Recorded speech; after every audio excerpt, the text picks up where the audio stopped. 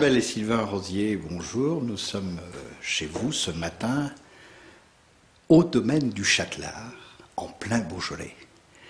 Alors, Sylvain, parlez-nous un petit peu de ce Beaujolais 2010 qui semble au moins aussi prometteur que celui de 2009. Il est tout à fait prometteur pour deux raisons. D'abord parce que la nature a été un petit peu capricieuse au cours du premier semestre, et puis ensuite elle a effacé tout cela en nous offrant un magnifique soleil sur septembre, des raisins très mûrs pour nous donner des vins avec du gras, de l'amplitude et des arômes de fruits rouges frais avec beaucoup d'élégance. Donc ça a été la particularité de ce millésime, c'est que au final on se retrouve avec un vin plein de gourmandise, plein d'appétence, et c'est dans ce sens que nous avons travaillé.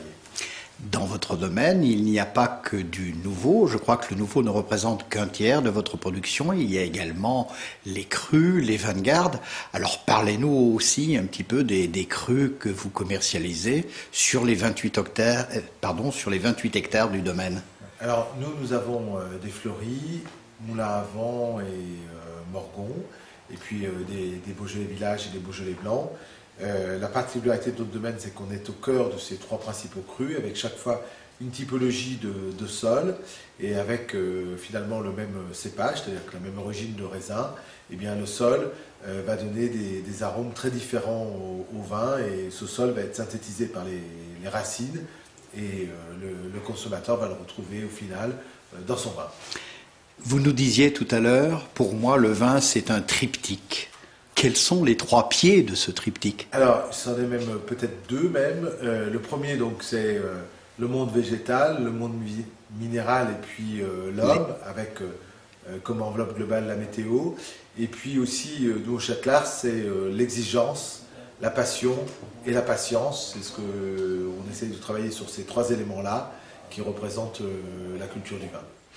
La patience, je pense qu'Isabelle en a beaucoup également. Vous qui aidez Sylvain au quotidien, en particulier sur l'exportation, qui représente 65% de votre business, mais vous avez un petit plus aussi, je crois que c'est vous qui avez dessiné, élaboré l'étiquette du 2010 nouveau, Isabelle. On l'a fait à deux. On l'a fait à deux, et c'est plutôt au niveau des choix des couleurs où j'ai mis ma petite touche personnelle, entre autres sur ce rose pour notre Beaujolais nouveau, et sur les deux autres cuvées qui sont le Beaujolais village, l'adorable, et le Beaujolais village nouveau vieille vigne non filtrée, qui ont des couleurs différentes. Il y a une expression que j'ai beaucoup aimée tout à l'heure, vous disiez que nous faisons des enfants chaque année à deux, et vos sans enfants, douleur. Sans douleur, sans forceps, vos enfants, ce sont vos vins? Absolument, chaque année c'est une nouvelle naissance, et on s'en réjouit d'avance. Sylvain, peut-être le mot de la fin. Alors le Beaujolais pour vous, c'est vraiment un vin de vigneron, et le nouveau en particulier cette année?